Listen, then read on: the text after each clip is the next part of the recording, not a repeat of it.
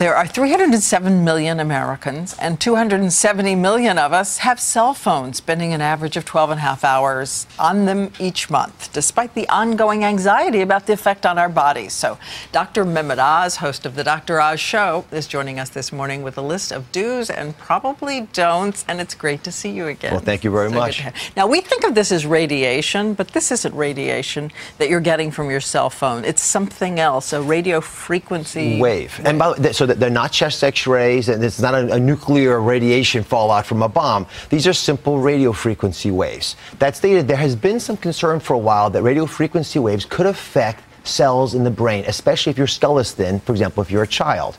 So if I can just show you a quick animation, I think we'll bring the science really clear. Most people think their cell phones just receive waves, but they don't. The cell phone has to send a wave out in order to find a cell tower near you. That is an important clue for us about simple things we might be able to do to prevent any changes if, in fact, they're occurring. And notice again, the waves go into your brain. They have to. That's how the device works. But we are 20 years into the use of them with some intensity, and we have from the American Cancer Society a statement that in general, expert agencies agrees that most evidence does not point to cell phone use increasing the risk of tumors. Yeah. She says fast.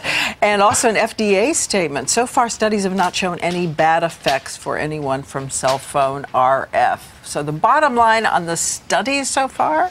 Well, until recently, I think those were pretty good encapsulations of what was found, which is that over the periods of time examined, 3 to 5 years of cell phone use, you weren't finding differences. But there have been some recent studies that have been alarming, where you follow people for longer periods of time. And Diane, remember that if you're going to look at something very subtle like radio frequency waves affecting brain cells, you have to study them over a decade. So guess what? Because of some of these studies, Britain, France, and Israel have now offered advisories cautioning us, not telling us not to use cell phones, but cautioning us to be smart. Let's run through these precautions. Under the age of 14? I think children ought to be texting if they can. Believe it or not, for the first time ever on national TV, we're endorsing texting. And if they are going to use cell phones, it's important for them to use them on a speakerphone mode or with a cordless headset. Hold it away from you. And here's why. If you even move the phone 4 inches from your head, instead of holding it plastered to the skull, 4 inches away, 1,000 times less effect of radio frequency waves. Big difference. Can you hear me now? It's just fine. Headsets also with the wires on them are a good thing. But let me ask you about this. This surprised me.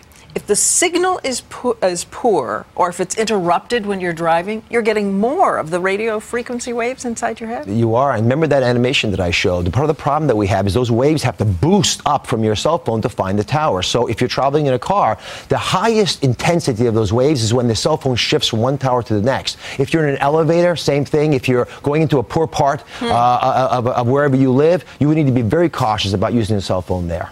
And if it's interrupted and has to power back up? Just hold it a little further from your head. These are, by the way, simple changes. I'm not getting rid of my cell phone, and I don't think you are either. These are things I think we can do as precautions. Do you like those wireless earpieces? We see people walking around with like big earrings in their ear. Well, here's an example. When if you're using them like a piece of jewelry, no.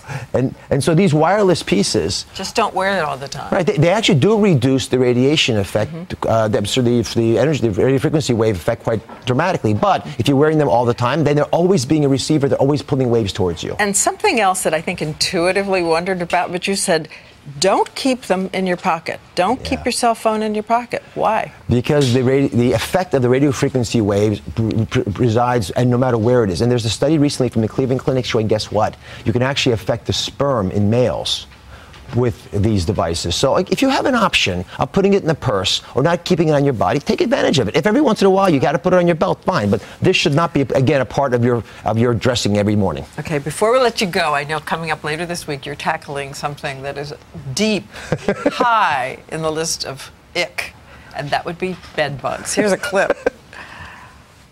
When it gets dark, because the bed bugs hate the light, they start coming out. They start to swarm. They love the heat and they love the darkness. And as they swarm, they come up on your skin. And once they get under your skin, they look for an open patch where they can just realize their nutrition is just an inch away. And then they bounce. And as they pounce in, they begin to suckle and take out the blood. Cell phones on tomorrow. Yes, so cell phones are... Cell phones are tomorrow. Bed bugs later this week. And guess what? Guess who called me yesterday? Who? My oldest daughter from a Manhattan apartment saying, guess what, Daddy? They call from upstairs. There are bed bugs in our apartment. So believe me, this is an epidemic. It has increased in this country by 70%. You want to know about bed bugs. All right. Okay. Thank you, Dr. Oz. Again, check your local listing for the Dr. Oz Show.